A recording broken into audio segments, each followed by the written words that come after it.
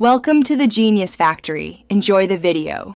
In this video, I will explain how to change your Toyota Camry hybrid key battery. This is a simple process you can do at home with just a few common items. First, gather your tools. You will need a small flathead screwdriver or a plastic pry tool and a new CR 2032 3-volt coin battery. Having a clean, well-lit area will help prevent losing any tiny components. Now, let's open the key fob. First, press the release button and slide out the physical emergency key. Next, locate the small notch on the key fob's edge, usually near where the key was stored. Carefully insert your small flathead screwdriver or plastic pry tool into this notch.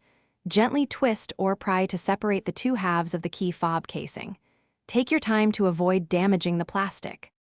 With the key fob open, you will see the internal circuit board. Gently lift this out, being careful not to dislodge any buttons. Observe how the old CR 2032 battery is seated, noting which side faces up. Use your small screwdriver to carefully pry out the old battery from its clips. Now, insert the new CR 2032 battery with the positive side, usually marked with a plus sign, facing upwards. Ensure it clicks securely into place. Now it's time to reassemble your key fob. Carefully place the circuit board back into one half of the casing, ensuring all buttons are properly aligned. Then, bring the two halves of the key fob together and gently press them until they snap securely into place around all edges.